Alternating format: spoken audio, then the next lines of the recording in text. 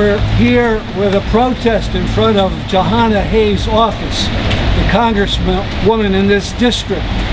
And the reason is, for years people have tried to speak to her about the Middle East, about the real mistreatment of Palestinians by Israel, and have gotten a deaf ear. She continues to vote big money to Israel and does not do anything to protest what's going on with Palestinians. The particular reason we came out on this very rainy day was the killing by Israel of a Palestinian American. His name was Omar Abdel Majid Azad. He was born in Palestine. He was a grocer in Milwaukee for 40 years and then decided to go back to Palestine for his last years. He was about 78 years old. On January 12th at 2 a.m., the Israelis took him out of his car and gagged him and blindfolded him and handcuffed him and roughed him up. And they did this for quite some time. And then after an hour, they just laid him on the ground. They claimed, the soldiers claimed, they thought in this sub-freezing or near-freezing weather, they thought he was sleeping. And they just left. They didn't try to sit him on anything. They didn't try to get an ambulance. They just left. And another Palestinian who had been detained found him unresponsive. They took him to a doctor and he was dead. And, you know, this is just an outrage.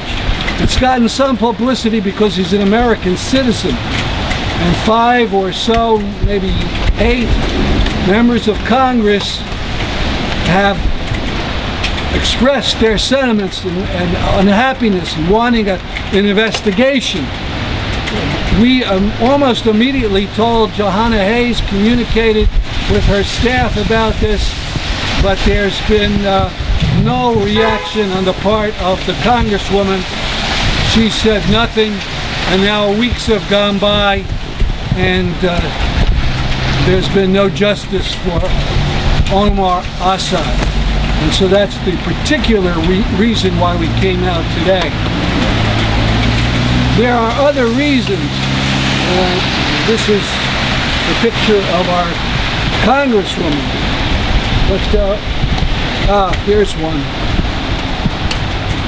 Groups have talked to her about this situation, the incredible mistreatment of children by the Israelis, and the attempt to get a bill in Congress that would not allow the Israelis to spend our money, our tax money, on mistreatment of children, teenagers, and such. And there's a bill, they call it the McCollum bill, and it's gotten some 32 co-sponsors. And our Congresswoman, Johanna Hayes, has been appraised of this. There's been meetings with her, and she looks like she's thinking about it, but she never signed.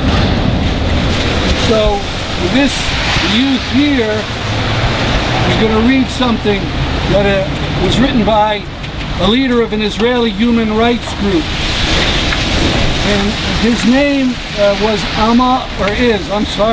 his name is Amal Nachle.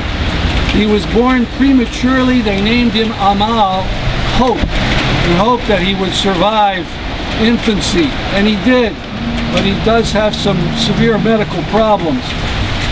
When he was 16, the Israelis threw him in prison, and he's been there ever since without any charge mentioned. No one's explained why. This fella from the human rights group, B'Tselem, wrote, "For Israel, Amal is just another Palestinian, a no one. The fact that he just turned 17 and suffered from an autoimmune disease doesn't change that. For over a year now, he's been held in administrative detention, Israel's whitewashed term describing the Kafkaesque routine of indefinitely detaining someone or no one without charge or trial. He's been in prison since the start of 2021. Israel extended his non-sentence for the 4th time.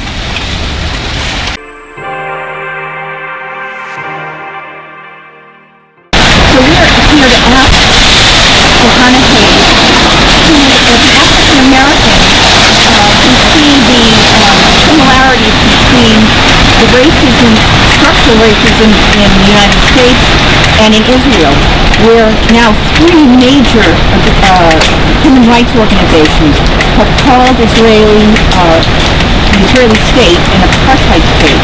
This is Human Rights Watch, B'Tselem, the Israeli human rights group, and most recently Amnesty International. They have said that there is apartheid being practiced from the Mediterranean to the River Jordan. That means not just in the occupied Palestinian territories, but in all of Israel-Palestine, all of historic Palestine.